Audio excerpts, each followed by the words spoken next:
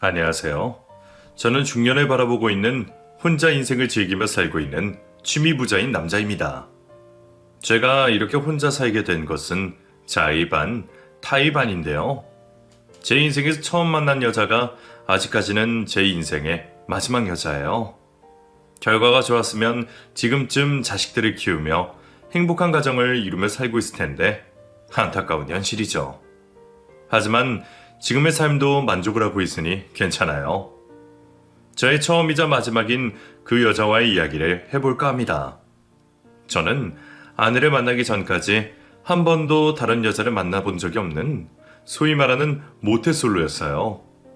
그 흔한 미팅, 소개팅도 안 해본 정말 모태솔로죠. 학창 시절에는 원하는 대학을 가기 위해서 공부만 했고 또 대학을 가서는 좋은 곳에 취업을 나가기 위해서 거기에만 몰두를 했었어요. 좋은 곳에 취업을 하게 되면 거기에서 좋은 사람을 만나면 된다고 생각을 했었어요. 그래서 원하는 곳에 취업도 하게 되었지만 사람 인연이라는 것이 쉽게 찾아오지 않더라고요. 소개팅을 시켜주겠다는 지인들은 있었지만 형식적으로 만나는 것이 저는 조금 불편했어요. 만나면 무슨 말을 해야 하나 그 생각에 가슴이 답답해져 왔어요.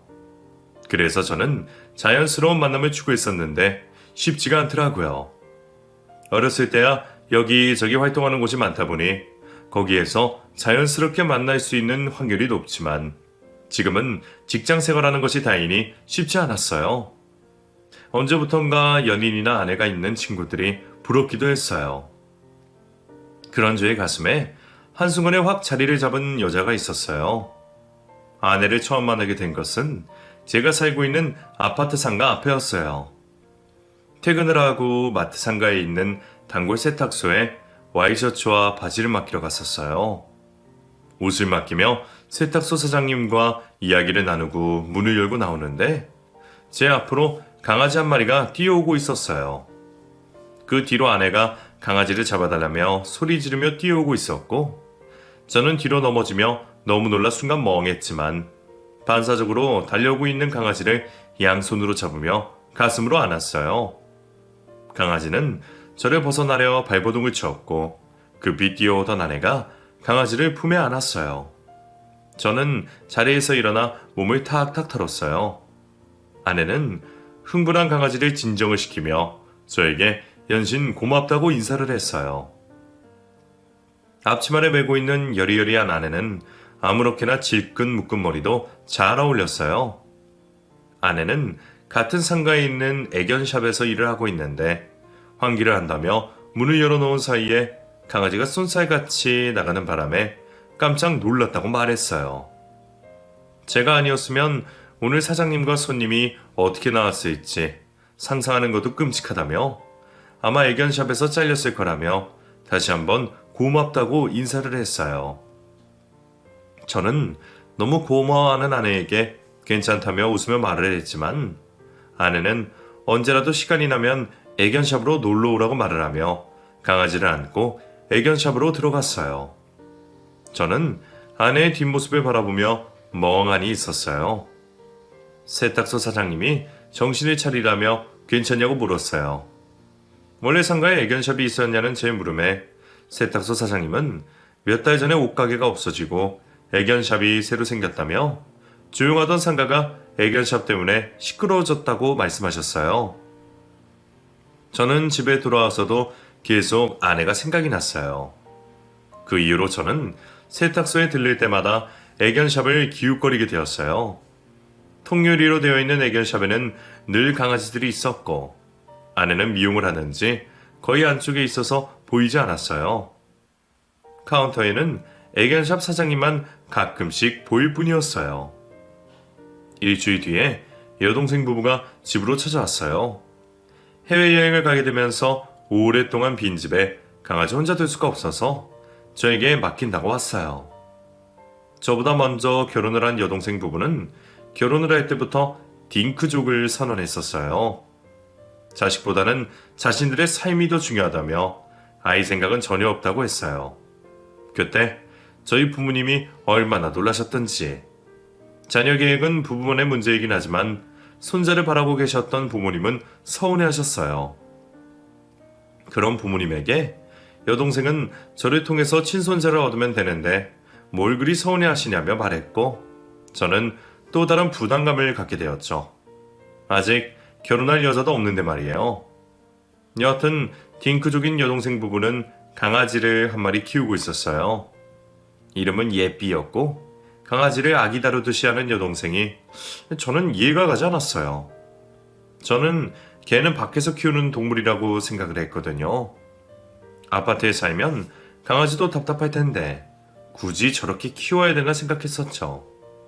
여동생은 강아지를 바닥에 내려놓고는 가방에서 여러 잡동사니들을 꺼냈어요. 사료, 간식, 배변 패드, 그릇 등등 강아지 한 마리를 맡기러 오면서 어찌나 짐이 많던지. 여동생은 짐들을 한쪽으로 세팅해 놓고선 저에게 이것저것 알려줬어요. 사료 먹는 양과 간식도 꼭 챙겨줘야 한다고 말을 했어요. 그리고는 며칠 동안 보지 못한다며 강아지를 안고 물고 빠는데 이해할 수가 없었죠. 여동생은 삼촌 말을 잘 들어야 한다며 저에게 강아지를 넘겨주고는 뒤를 돌아보며 손을 계속 흔들었어요. 저는 빨리 가라며 밀고는 현관문을 닫았어요. 강아지는 여동생 부부가 떠나간 것을 알고 있는 건지 저를 보고 으르렁거리기 시작했어요. 저는 여동생이 준 간식 하나를 까서 던져주었어요. 그제서야 으르렁거리던 강아지는 바닥에 있는 간식을 먹으러 가서는 조용해졌어요. 며칠 동안 어떻게 지낼지 막막했어요. 그러다 갑자기 애견샵이 떠올랐고 저는 강아지를 데리고 애견샵으로 가야겠다고 생각했어요. 간식을 다 먹은 강아지를 안고 저는 떨리는 마음으로 애견샵으로 갔어요. 샵에 들어간 저를 보자마자 아내는 한눈에 알아봤고 제가 안고 있는 강아지에 관심을 가지기 시작했어요. 어머, 예뻐라. 이름이 뭐예요? 예삐예요. 이름도 얼굴처럼 예쁘네요. 그런가요? 제 눈에는 다 똑같이 생긴 것 같은데. 그럴 리가요. 언뜻 보면 비슷해 보여도 다 다르게 생겼어요. 예삐 미용하시게요? 네. 그전에는 어떻게 하셨어요? 사실 제가 키우고 있는 강아지가 아니라서요. 여동생이 잠시 맡기고 간 건데 미용이라도 한번 해줄까 했어요. 그러셨구나. 여동생분이 관리를 무척 잘하셨나봐요. 털도 부드럽고 어떤 손님들은 털 관리가 전혀 안 돼 있는 상태로도 오시거든요. 여동생이 예삐를 엄청 예뻐하나 보네요. 네, 엄청요. 여동생 부부가 이 녀석을 아이 대하듯이 대하거든요. 역시 그랬구나. 저는 강아지에 대해서 잘 모르는데 이거 어떻게 하죠? 걱정 마세요. 제가 보통 하는 대로 살짝 다듬어 볼게요. 네, 고마워요. 시간이 조금 걸리는데 다른 볼일 있으시면 볼일 보시고 오세요. 그럴게요. 예삐야, 언니가 예쁘게 해줄게. 아내는 제가 안고 있는 강아지를 가슴에 안았어요. 강아지는 처음 저를 볼 때 으르렁거리던 모습은 온데간데 없고 온순하게 아내에게 안겨 있었어요. 저는 인사를 하고는 애견샵을 나왔어요. 집에 다시 돌아온 저는 약속한 시간을 기다리며 계속해서 시계를 바라보았어요.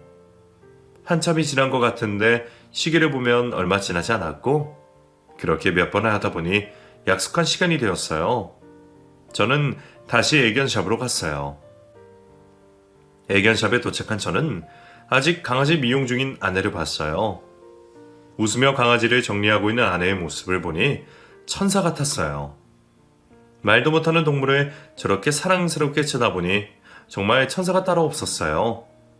멍하니 아내를 바라보고 있는데 뒷마무리가 끝난 아내가 강아지를 데리고 나왔어요. 미용을 한 강아지는 좋은 향이 났고 더 깔끔해졌어요. 아내는 이런저런 이야기를 해주었어요. 아내는 일전에 자신을 도와준 보답이라며 미용값을 받지 않겠다고 말했어요. 저는 이러려고 온 것이 아니라며 돈을 주려 했지만 아내는 한사코 받지 않았어요.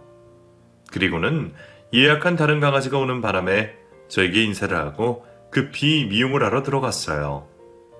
저는 강아지를 안고 집으로 돌아오는 길에 괜히 웃음이 나왔어요. 이 녀석 때문에 아내와 이야기를 나눌 수 있어서 좋았어요.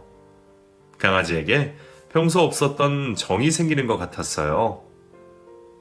며칠 후 여동생 부부가 돌아왔고 이사한 가족 상봉하듯이 강아지를 품에 안으며 그동안 어떻게 지냈냐며 물고 빨았어요.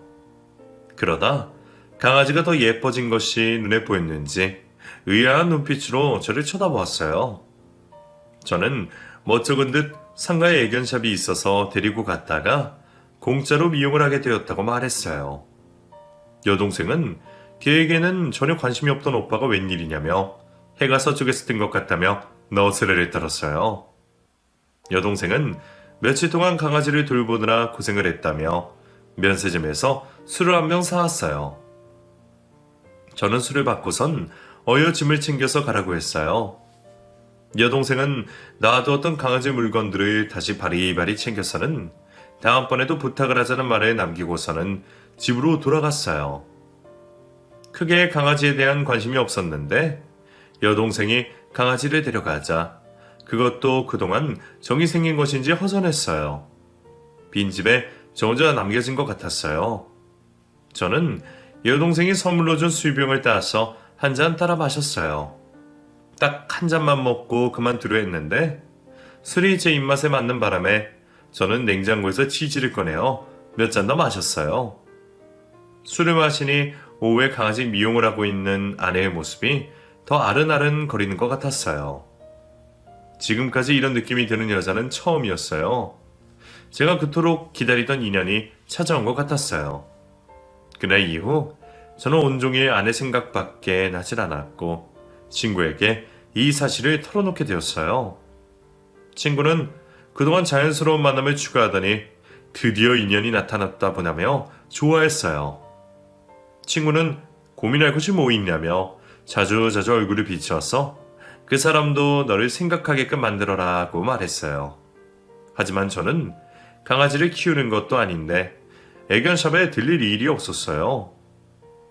친구는 왜 본인 강아지만 생각하냐며 주위에 강아지를 키우는 다른 사람들에게 애견샵을 소개시켜주면 되지 않냐고 말했어요. 친구의 말은 들은 저는 무릎을 탁 쳤어요. 정말 그렇게 하면 될 것을 괜한 고민을 하고 있었다는 생각에 웃음이 나왔어요. 친구는 어찌됐건 마음에 들어온 여자가 있으면 잡으라고 말을 했고 저 역시 그렇게 하리라 마음 먹었어요. 저는 친구들 중에 강아지를 키우고 있는 집들을 수분했고 애견샵을 소개시켜 주었어요. 저희 부탁에 같은 동네에 살지 않는 친구 녀석도 강아지를 안고 왔어요. 저는 친구들을 한 명씩 데려가며 소개를 시켜주었어요. 아내는 매번 친구를 데리고 와주는 저에게 고맙다고 인사를 했어요. 거기에서 그치지 않고 저는 직장 동료들에게도 아내의 애견샵을 홍보를 했고 지인들 역시 한 번씩 애견샵에 들리게 되었어요. 저의 이름을 모르고 있던 아내에게 지인들은 예삐 삼촌이라고 말을 했고 그때부터 아내는 저를 예삐 삼촌이라고 불렀어요. 한동안 저 때문에 손님이 늘게 되자 애견샵 사장님이 아내에게 보너스를 더 챙겨주었다고 말을 하며 저에게 고마움의 표시로 저녁을 같이 먹자고 말을 했어요. 저는 아내의 말을 듣고 뛸 듯이 기뻤어요. 예약 손님이 별로 없었던 날 아내는 저녁을 같이 먹자고 말을 했고 퇴근을 한 저는 바로 약속한 장소로 갔어요. 그곳은 저희 회사와 가까운 곳에 위치해 있었어요. 식당에 들어선 저는 아내를 찾느라 두리번 거렸어요. 어딜 봐도 아내가 보이질 않았고 제가 먼저 도착을 한 것 같아 빈 테이블로 가서 자리에 앉았어요. 이윽고 식당 문이 열렸고 긴 생머리를 휘날리며 한 여자가 들어왔어요. 저는 늘 보던 아내의 모습이 아니자 다시 고개를 돌려 테이블에 있는 물을 한 모금 마시고 잔을 테이블 위에 올려놓았어요. 제가 조금 늦었죠? 아까 식당 문을 열고 들어온 여자가 제 눈앞에 서 있었어요. 늘 머리를 묶고 있었던 아내가 머리를 풀고는 생긋 웃고 있었어요. 아내가 아닌 줄 알았던 사람이 아내였다니. 깜짝 놀란 저는 자리에서 일어났어요. 아내는 왜 일어나냐며 자리에 앉으라고 말을 하며 자신의 자리에 앉았어요.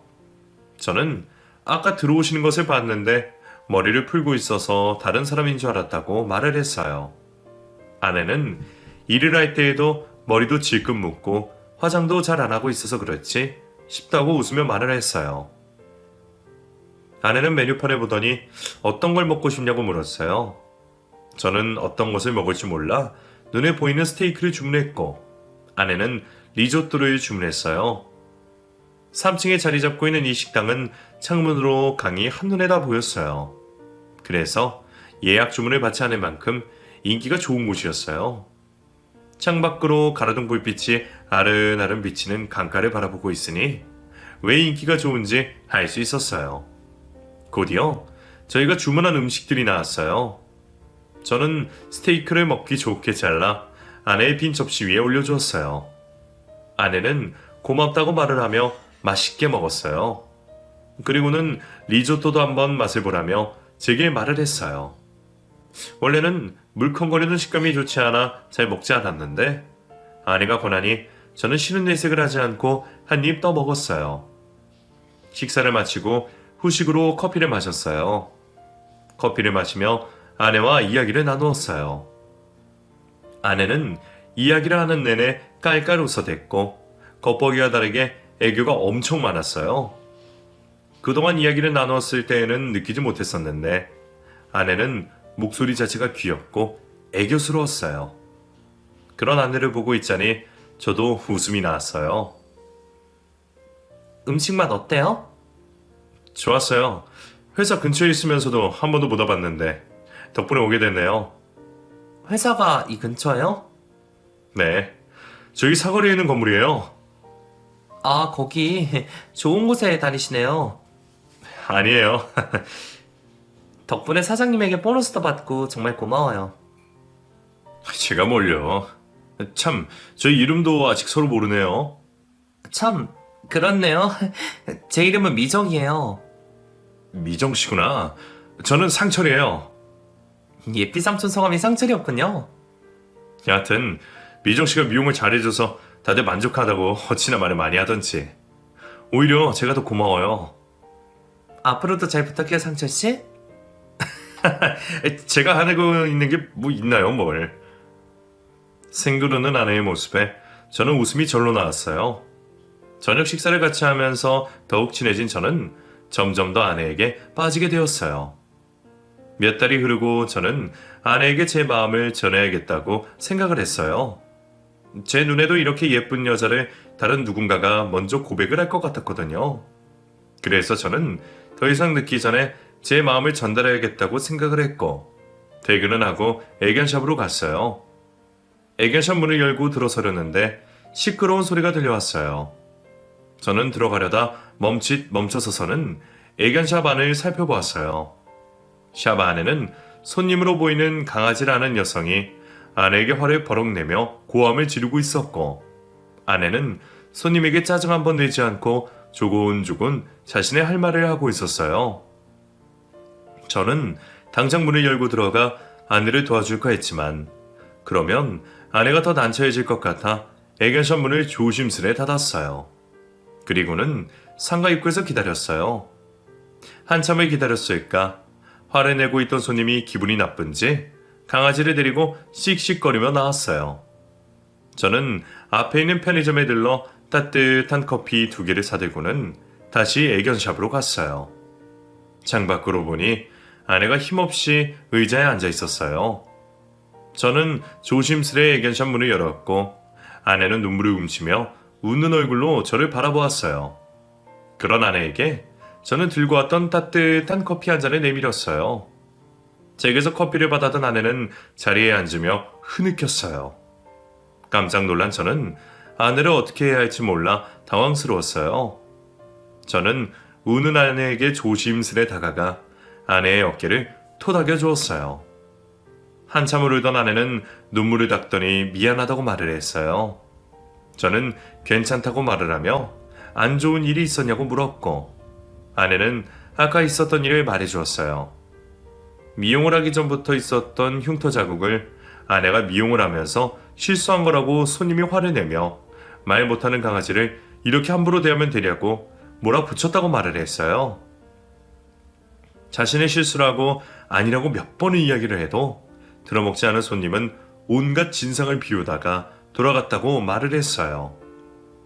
강아지를 무척 좋아해서 이 일을 시작한 건데 이런 말을 하는 손님들 때문에 회의감이 든다고 말을 했어요. 저는 그런 아내를 안아주었어요. 그날 저녁 아내는 술을 한잔하자고 말을 했고 저는 아내를 위로할 겸 같이 하자고 말했어요. 아파트 상가 안에 있는 치킨집에 들어간 저희는 국물이 있는 닭도리탕을 주문을 했고 소주를 시켜 나눠 마셨어요. 아내는 술을 전혀 못하게 생겼는데 홀짝홀짝 잘 마셨어요. 한 병을 다 마신 아내는 또 한 병을 주문했고 역시 쉴 새 없이 마셨어요. 저는 급하게 마신 아내가 염려스러웠어요. 그래서 아내에게 아직 시간이 많으니 천천히 마시자며 급하게 마시면 금방 취한다며 들고 있는 소주병을 가져왔어요. 아내는 오늘은 너무 취하고 싶은 날이라며 술을 달라고 그랬어요. 하는 수 없이 저는 아내에게 한 잔 따라 주었고 아내는 또 한 번에 마셨어요. 아내는 진상 손님들이 있을 때에는 너무 힘이 들지만 강아지를 보고 있으면 너무 좋다고 말을 하며 열심히 돈을 벌어서 자신의 애견샵을 차리는 것이 꿈이라고 말을 했어요. 아내는 그 꿈을 이루기 위해서는 저런 진상 손님쯤은 이겨낼 수 있다고 말을 했어요. 급하게 술을 마신 아내가 술에 취했는지 비틀거렸고 저는 이제 그만 일어나자며 아내를 일으켜 세웠어요. 치킨집을 나온 아내는 집에 들어가기 전에 편의점에 들러 컵라면을 먹자고 말을 했고 저 역시 비틀거리는 아내가 조금은 술이 깨고 가기를 바라는 마음에 편의점으로 갔어요. 편의점에 가서 컵라면 2개를 사서 편의점 밖에 있는 테이블에 자리를 잡았어요. 술을 마신 아내는 텐션이 올라갔는지 평소보다 더 웃음이 많았고 그런 모습이 사랑스러웠어요. 바깥에서 찬바람을 쐬며 컵라면을 먹으니 조금씩 술이 깨는 것 같았어요. 아내는 오늘 우울했는데 같이 있어줘서 너무 고맙다며 내일은 웃으며 다시 일할 수 있겠다고 말했어요. 그런 아내에게 저는 오늘뿐만 아니라 늘 함께 있고 싶다고 말을 하며 좋아한다고 고백을 했어요. 아내는 순간 멈칫했고 저는 가만히 아내를 바라보고 있었어요. 아내는 금세 환하게 웃었고 그 이후로 아내와 저는 연인이 되었어요. 연인이 된 저는 퇴근을 하면 매일같이 애견샵에 들렀어요. 아내가 바쁠 때에는 간식만 놓고 가고 아내가 한가할 때에는 같이 나눠 먹었어요. 상가 안에는 저희가 연애를 한다는 것이 다 소문이 났고 잘 어울린다며 축하해 주었어요. 특히 애견샵 사장님은 손님이 적을 때에는 데이트를 하라며 일찍 퇴근을 시켜주실 정도로 저희를 밀어주셨어요. 그러던 중 애견샵 주인이 급하게 샵을 내놓게 되었어요. 아내는 그 샵을 넘겨받고 싶었지만 여유가 없었고 아내는 너무 속상해했어요. 그런 아내의 모습을 본 저는 아내의 꿈을 이루게 해주고 싶었어요. 그래서 아내에게 도와주고 싶다고 말을 했지만 아내는 거절을 했어요. 저에게 부담을 주는 것 같아 싫다고 말을 했어요. 아내는 이리저리 돈을 마련해 보겠다며 움직였지만 쉽지가 않았어요. 은행에서 대출을 받는 것은 더 힘이 들었죠. 저는 그런 아내에게 한 번 더 말했어요.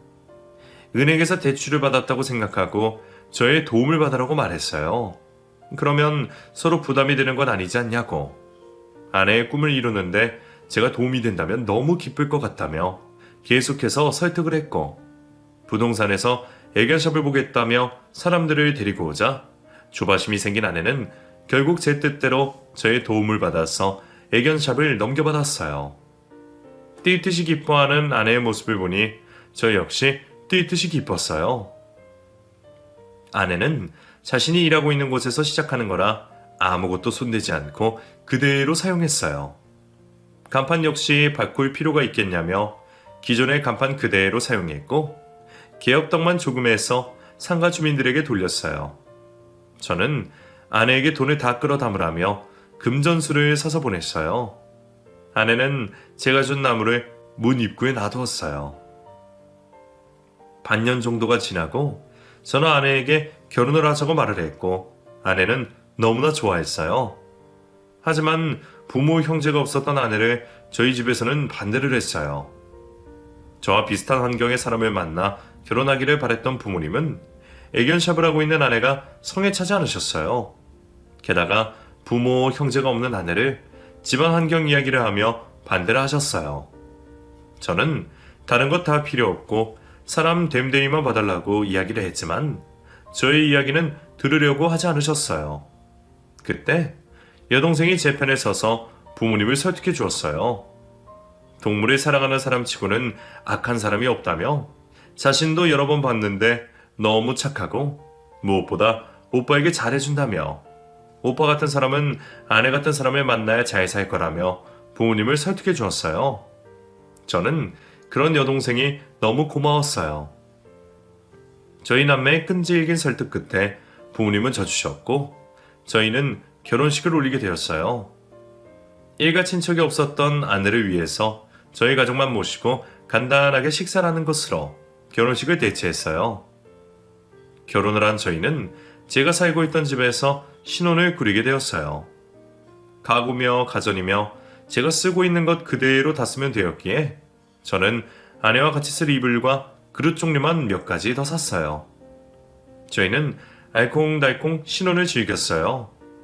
아내와 함께하는 하루하루가 너무 행복했어요. 며칠 후 주말 아내는 애견샵에 갔고 저는 다 하지 못했던 짐 정리를 하기 시작했어요. 아내가 가져온 박스를 열어보니 애견 미용에 관련된 책들이 많았어요. 저는 하나하나 꺼내어 책장에 정리를 했어요. 그러다가 바닥에 떨어진 가족 사진 한 장을 발견을 했어요. 저는 사진을 들었어요. 사진 속에는 중년의 부모님이 어린 두 남매와 함께 찍은 사진이었어요. 이 사진이 누구 것이지? 자세히 들여다보고 있는데 아내가 들어왔어요. 그러다 제가 들고 있는 사진을 보았어요. 이 사진 속 여자애가 당신이야? 응, 가족이 없다고 하지 않았어? 나에겐 가족도 아닌 사람들이야. 그럼 이 사진은 왜? 다른 건 다 버리고 그 사진만 가지고 있었던 건데 이제 나도 가족이 생겼으니 버려야지. 무슨 일이 있었는지 얘기해주면 안 돼? 당신도 알 건 알아야지. 말하기 힘들면 안 해도 돼. 그냥 버리자. 아니야, 괜찮아. 친부모님한테 버림받고 고아원에서 자랄 때 어느 한 집에 입양이 됐었어. 그 집에서는 아이를 원했는데 임신이 되지 않았나 봐. 그래서 나를 입양했는데 몇 년이 지나서 우연찮게 임신을 하게 되었고 아들을 낳았어. 처음에는 나를 챙겨주고 보살펴주시던 양부모님은 자신의 자식이 생기자 나를 구박했고 언제나 나를 보면 화를 냈어. 굳은 일은 나에게 다 시키고 아들과 내가 다투는 날이면 나를 방에다가 가둬놓고선 흠칫 팼지. 그런 날이 여러 날이 되자 난 여기가 내가 있어야 할 곳이 아니라는 걸 깨달았어. 그리고는 그 집을 몰래 도망 나왔어. 그래서 가족이라고 말하기도 어려운 사람들이야. 어떻게 그런 일이... 많이 힘들었겠구나. 지금은 괜찮아. 내 옆에는 당신이 있으니까. 그럼 내가 있잖아. 우린 행복한 가족이 될 거야. 고마워. 이런 나랑 결혼해줘서. 아니야. 내가 더 고마워. 저는 자신의 불우했던 과거 이야기를 하는 아내를 보니 너무 가여웠어요. 가슴이 너무 아파서 아내를 꼭 껴안아 주었어요. 아내를 더 아껴주고 더 사랑해줘야겠다고 생각했어요. 아내에게 꼭 좋은 가정을 이루게 해주겠다고 약속을 했고 아내는 그런 저를 보며 웃었어요. 아내는 제가 들고 있는 사진을 가져가서는 꼬깃꼬깃 구겨서는 쓰레기통에 버렸어요. 우울해할 것 같았던 아내는 제가 생각했던 것보다 밝았고 마음이 단단한 것 같았어요. 그런 아내를 보며 저는 조금 안심이 되었어요. 결혼을 하고 몇 달 동안 아내의 애견샵은 잘 되었고 혼자서는 일을 쳐내기가 너무 바빴어요. 그렇다고 직원을 여럿을 두기에는 장소가 협소했어요. 아내는 애견샵이 조금만 더 컸더라면 더 좋았을 텐데 늘 아쉬워했어요. 저는 확장을 하고 싶어하는 아내를 위해 집을 담보로 대출을 받아 지금보다 단지가 더 큰 상가에 애견샵을 차리게 되었고 직원도 여럿을 두게 되었어요. 워낙 큰 단지였기에 상가 건물에는 벌써 애견샵이 여러 개 있었고 아내는 그곳에서 그들과 경쟁을 해야만 했어요. 아내는 오픈카로 가격을 DC해주며 손님들을 끌어모으려 애를 썼어요. 초반에는 손님들이 차고 넘쳤지만 소위 말하는 오픈빨이었어요. 오픈가가 끝이 나자 다시 예전으로 돌아갔고 확장 이전을 하기 전보다 손님이 더 줄어들게 되었어요. 그래서 고용했던 직원들도 어쩔 수 없이 관두게 되었어요. 속상해하는 아내에게 입소문이 나고 자리가 잡히려면 시간이 필요하지 않겠냐며 너무 걱정하지 말라고 말했지만 달이 지날수록 손님들이 계속해서 줄어들었고 월세를 내는 것도 힘에 부치게 되었어요. 월세도 기존에 있던 것보다는 2배가 비쌌거든요. 상황이 이렇게 되자 아내는 매일같이 울상을 하고 있었고 경제적인 부분 때문에 저희 부부는 자주 싸우게 되었어요. 아무리 사이가 좋은 부부더라도 돈 때문에 싸우게 된다더니 진짜 저희가 이렇게 될 줄은 몰랐어요. 하는 수 없이 저는 회사의 퇴직금을 중간정산되는지 확인해봤고 가능하다기에 퇴직금을 중간정산을 해서 생활을 하게 되었어요. 그렇게 생활한 지 어느 정도 시간이 지나자 단골 손님들이 생겨나기 시작했고 월세를 낼 만큼은 벌게 되었어요. 시작이 반이라고 이제부터 시작이라며 아내에게 용기를 북돋아 주었어요. 그렇게 1년이라는 시간을 보낸 후 결혼 기념일이 다가왔고 아내는 바쁘다는 핑계로 가까운 곳에서 식사를 하자고 말을 했어요. 저는 아내와 근사한 곳에서 식사를 하고 싶었는데 아쉬웠어요. 아내와 함께 식당에 들어선 저는 빈 테이블에 자리를 잡았고 제 맞은편에 앉으려던 아내가 자리에 앉기도 전에 정색을 하며 불이 나게 도망을 치는 모습에 황당해하고 있었어요. 저는 고개를 돌렸고 그 순간 한 남자가 제 멱살을 잡고는 흔들어댔어요. 어이, 당신이 미정이 남편이야? 너무 갑작스럽게 일어난 일이라 저는 속수무책 당할 수밖에 없었어요. 정신을 차리고 고개를 들어보니 저를 내려다보고 있는 남자는 다름 아닌 아내의 가족 사진 속에 있었던 남자였어요. 어린 시절의 모습이라도 그 모습이 그대로 남아있던 그 남자를 저는 한눈에 알아봤어요. 저는 제 멱살을 잡고 있는 그 남자의 손을 잡아떼고는 이게 무슨 짓이냐고 고함을 질렀어요. 그 남자는 저의 고함에도 아랑곳하지 않고 오히려 저에게 인생 그렇게 막 살지 말라며 경고를 했어요. 그 남자가 무슨 말을 하는지 도무지 알 수 없었던 저는 너무 당황스러웠고 뭐 이런 뻔뻔한 사람이 다 있는가 싶었어요. 아내는 아마 이 남자를 보고 놀라 도망간 것이 분명했어요. 저는 그 남자에게 고함을 질렀어요. 당신이 뭔데 내 아내 이름을 함부로 입에 올려? 아내? 아내라고 생각하는 사람을 그리 함부로 대? 뭐라고? 적반하장도 유분수지. 지금 아내가 당신 얼굴 보고 도망가는 거 눈에 안 보여? 당신 부모 같은 사람들 때문에 내 아내같이 불쌍한 사람이 생겨나는 거라고? 뭐? 당신이 뭔데 내 부모를 입에 올려? 당신 부모를 안 만났으면 내 아내는 행복하게 어린 시절을 보냈을 거야. 입양해놓고서는 자기 자식 태어났다고 구박하고 때려서 결국 집에 나가게 만들고 어린애 가슴에 응어리만 치게 만들어 놓고선 무슨 할 말이 있다고 눈앞에 나타나? 양심이 있으면 쥐도 새도 모르게 다시 나갈 것이지. 그래, 애초에 양심이 있었으면 그런 짓을 하지도 않았겠지. 다시는 내 아내 앞에 나타나지 마. 저는 화를 내며 그 남자에게 쏟아부었고 그 남자는 제 말에 기가 찬란한 얼굴로 한숨을 쉬고 있었어요. 그리고는 자리에 일어나는 저를 붙잡아 다리 자리에 앉히고서는 사고 뭉친 아내를 지금껏 군말 없이 도와준 자신의 부모님을 욕하지 말라고 말했어요. 저는 그게 무슨 뜻이냐며 물었고 그 남자는 아내와 있었던 이야기를 전해주었어요. 그 이야기를 듣는 내내 저는 정신이 혼미했고 온몸이 부들부들거렸어요. 동생인 줄로만 알았던 그 남자는 아내보다도 나이가 많았었고 그 남자의 부모님은 봉사활동을 하러 고아원에 다니시다 그곳에서 아내를 만났고 들어온 지 얼마 되지 않아 다른 친구들과 잘 어울리지 못하고 구석에서 울고만 있는 아내가 너무 가여워 아내를 입양하게 되었다고 말을 했어요. 자신의 부모님은 아내를 사랑으로 잘 키우려 했지만 아내는 사춘기 때부터 엇나가기 시작했고 아내가 사고를 칠 때마다 피해자 가족들에게 합의금을 대느라 등골이 휘었다고 말했어요. 주위에서는 파양을 하라고 말을 했지만 자신이 딸로 키우려고 데리고 온 아내에게 또다시 부모에게 버림받는 것을 경험하게 하고 싶지 않아 보답도 말했어요.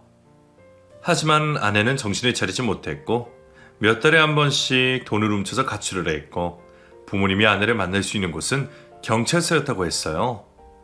그러다 몇 년 전 집을 나갔고 그 뒤로 소식을 모른 채 살았다가 최근에 결혼한 남자가 도박에 빠져 사는데 돈을 가져오지 않으면 죽여버리겠다고 칼을 들고 설치는 바람에 어쩔 수 없이 찾아오게 되었다고 어찌나 울며 불며 사정사정하던지 이번에도 역시 마음이 여리신 자신의 부모님은 아내에게 돈을 구해줬다고 말했어요. 아니, 지금 이 말이 정말 다 사실인가요? 네, 거짓말 하나도 안 보태고 다 사실이에요. 내가 당신에게 왜 굳이 거짓말을 하겠어요? 전혀 몰랐어요. 제가 알고 있던 내용이랑 너무 달라 혼란스럽네요. 저 역시 마찬가지예요. 미정이가 우리 부모님에 대해서 그렇게 말을 했다니 머리 검은 짐승을 키우는 게 아니라는 말 실감하네요. 미정이 말만 듣고 당신한테 그런 건 미안합니다. 아니에요. 저도 아내 말만 믿고 당신 부모님에 대해서 안 좋게 말해 죄송해요. 참나. 오늘 이렇게 안 만났으면 언젠가 또 미정이한테 또 속을 뻔했겠군요. 이제 모든 것을 다 알았으니 당신도 얼른 정리해요. 그게 당신한테도 이로울 거예요. 어떻게 그런 거짓말을 아무렇지 않게. 어찌됐건 무턱대고 멱살 잡아 미안하게 됐어요. 그 남자는 한숨을 쉬며 일어나 자리를 옮겼어요. 저는 잠시 멍하니 앉아있다가 집으로 달려갔어요. 지금까지 아내에게 속은 것을 생각하면 우라통이 저 밑에서부터 올라오는 것 같았어요. 숨을 헐떡거리며 집에 들어가 이 방 저 방 다 둘러보아도 아내는 보이지 않았고 이상한 느낌이 들었던 저는 황급히 애견샵으로 달려갔어요.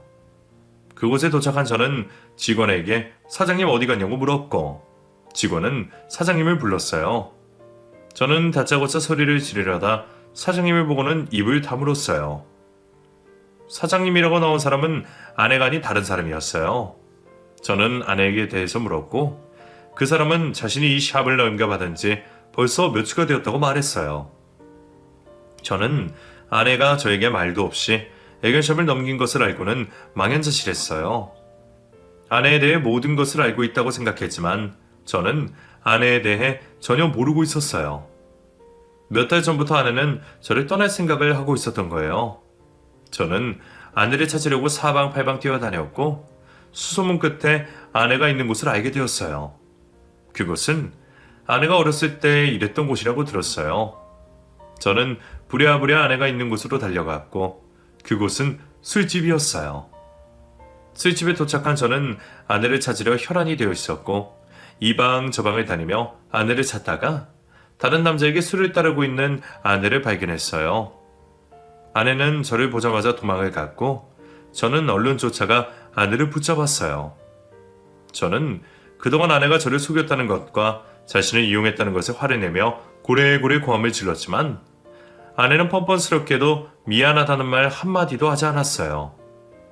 애견샵을 넘기고 받은 돈도 벌써 흥청망청 다 써버리고 손쉽게 돈을 벌겠다고 예전에 일했던 술집에 다시 일하고 있는 아내를 보니 피가 거꾸로 솟구치는 것 같았어요. 저는 아내의 뺨을 때렸고 아내는 아무렇지도 않은 듯 시익 웃더니 담배를 입에 물고는 지금 자기가 갖고 있는 거라곤 이 몸뚱아리 하나밖에 없다며 죽이든 살리든 마음대로 하라며 욕짓거리를 했고 낯선 아내의 모습에 저는 할 말을 잃었어요. 저런 사람과 더 이상 말을 섞고 있는 것 자체가 너무 치욕스러웠어요. 결국 저는 아내와 이혼을 했고 한 사람을 절대적으로 쉽게 믿은 자신의 잘못 때문에 빈털터리가 된 저는 사람을 깊이 사귀는 것이 두려워졌어요. 이런 사정을 알게 된 부모님은 여자 하나 잘못 만나서 인생이 이렇게 됐다며 그러게 하지 말라던 결혼을 왜 해서는 이런 꼴을 당하냐며 속상해하셨어요. 특히나 어머니는 제 결혼에 적극 찬성을 하던 여동생까지 달달 볶으셨어요. 여동생 역시 이 결혼에 찬성한 자신을 원망했고 한 여자 때문에 저희 집은 한동안 웃음이 사라졌어요. 그 이후로 저는 부모님을 뵙는 것이 죄송스러워 명절 때 외에는 잘 찾아가지도 못했어요. 혼자 살고 있는 제가 잘 살고 있나 어머니만 반찬을 만들어 왔다 갔다 하셨어요. 그렇게 몇십 년이라는 세월이 흘렀고 저는 나이가 50이 되도록 여전히 혼자서 지내고 있어요.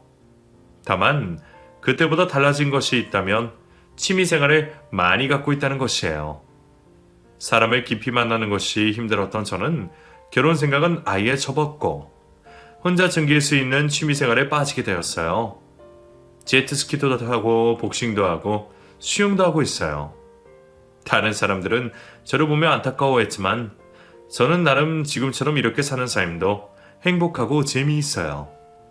앞으로도 계속해서 제 삶을 즐기며 살고 싶어요.